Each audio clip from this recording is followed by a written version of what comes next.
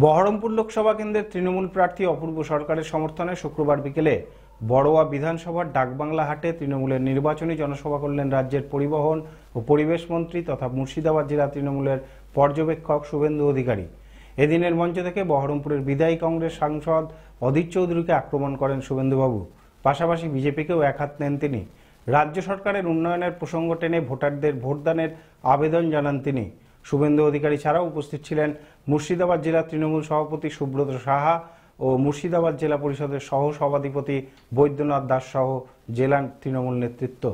আমরা জোড়া ফুলা দিদি ছাড়া কিছু চিনি না।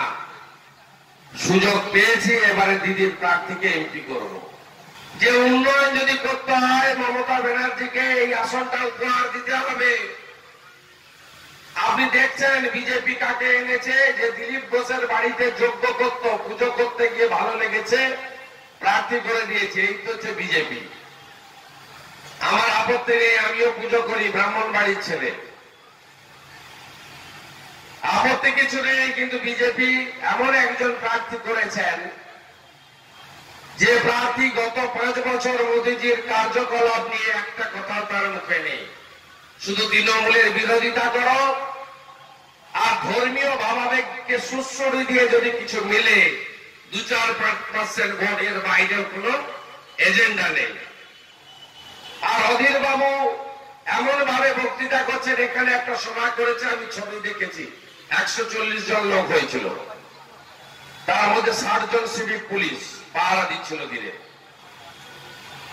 তা অধীর বাবু কোন সভাতে গত 20 বছর ধরে তিনি কি কি উন্নয়ন করেছেন তার কথা বলছেন।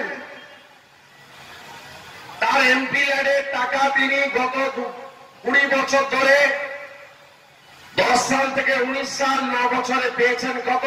45 কোটি। বাকি 11 বছর পেয়েছেন কত? 2 কোটি করে তখন ছিল 22 কোটি।